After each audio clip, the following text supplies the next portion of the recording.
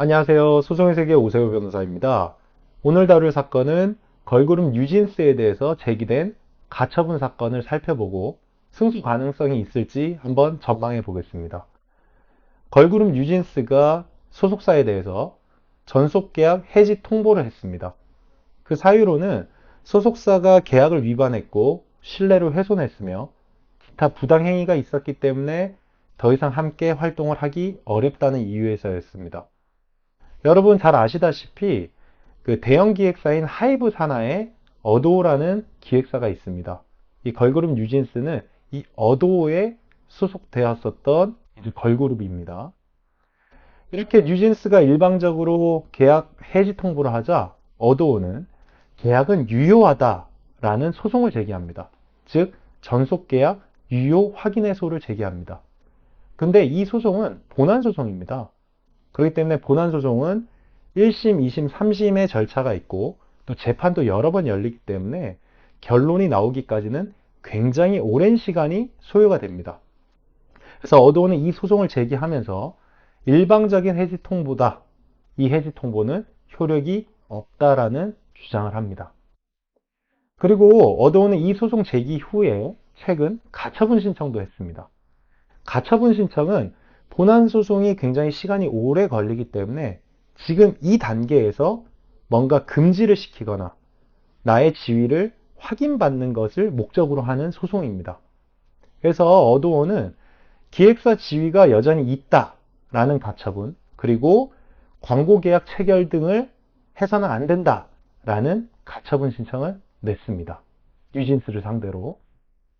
그래서 이 본안소송 1심 판결 선고 시까지 기획사 지위가 유지되는 것을 청구했고, 그 다음 광고계약 체결 등 독자적 활동을 금지하는 가처분을 했습니다. 즉 어도어 입장에서는 어도어 소속으로서 뉴진스로서 활동하는 것은 가능하지만 어도어를 탈퇴해서 독자적으로 활동하는 것은 허용돼서는 안 된다라는 가처분을 제기한 겁니다. 그래서 가처분 승소의 요건을 한번 살펴볼 텐데요. 우선 이 사건에서는 그 전속 계약이 유효하고 명확해야 합니다. 근데 이제 뉴진스 입장에서 이 계약이 무효다라고 주장하고 있지는 않은 것 같습니다. 계약은 유효한데 이 계약을 소속사가, 기획사가 어겼다, 파기했다, 이런 주장을 하고 있는 걸로 보입니다. 그래서 계약이 명확해야 된다는 것은 계약상 계약 기간이나 해지할 수 있는 사유가 명기가 되어 있어야 합니다. 명확하게. 그리고 만약에 해지 사유가 명확하지 않거나, 즉 해지 사유가 이런 경우에 해지할 수 있다, 이런 경우에 해지할 수 있다라고 계약이 되어 있는데 뉴진스가 주장하는 그 해지 사유가 존재하지 않거나 만약 불분명하다면 단순히 이제 신뢰가 깨졌다라는 추상적인 주장만으로는 뉴진스가 승소하기 어려울 수 있습니다. 즉 어도어의 가처분이 승소할 가능성이 매우 높은 거죠. 그리고 가처분은 아까 말씀드렸다시피 본안 소송이 매우 시간이 오래 걸리기 때문에 본안 소송만으로 사안 해결이 되지 않을 때 승소 가능성이 굉장히 높아집니다. 이것을 우리가 보전의 필요성이라고 하는데요. 대부분의 가처분이 인용되거나 그러니까 승소하거나 패소하는 이유는 대부분 보전의 필요성이 인정되는지 여부에 달려 있습니다. 그래서 지금 당장 가처분을 하지 않으면 회복할 수 없는 손해가 발생할 우려가 있거나 그리고 매우 긴박하거나 이런 경우에 가처분의 승소할 확률이 굉장히 높아집니다. 그래서 이 사건에서는 어도의 입장에서 만약 뉴진스가 독자적인 활동을 계속 이어나간다면 나중에 결국 본안소송에서 이긴다 하더라도 그 기간 동안 뉴진스라는 브랜드가 갖고 있는 브랜드 가치가 굉장히 훼손될 수 있겠죠. 그리고 그 관계를 다시 돌이키는 것은 사실상 불가능할 수 있습니다. 그렇기 때문에 어도의 입장에서는 본안소송만으로는 해결할 수 없다라고 해서 이 가처분을 제기를 한 겁니다.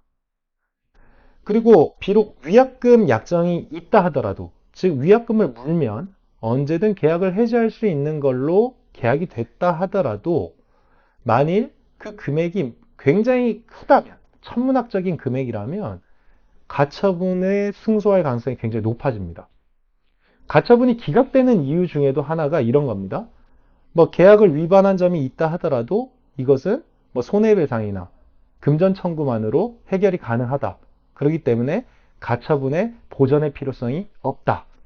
이런 식의 논리를 펼 때가 있습니다. 재판부가.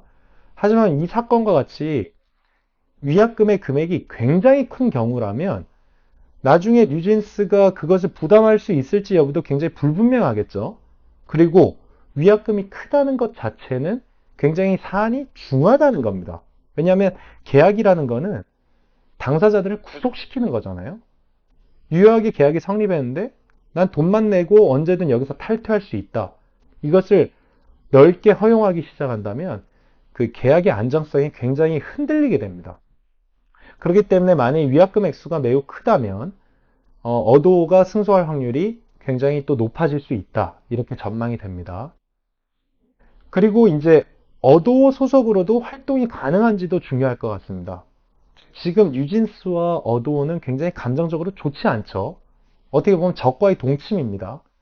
근데 만일 뉴진스에게 대외 활동을 할 수 없게 하고 어도 소속으로만 활동해라 라고 인정하려면 어도가 현재 감정이 좋지 않더라도 뉴진스의 활동을 지지해주고 지원을 해줘야 됩니다.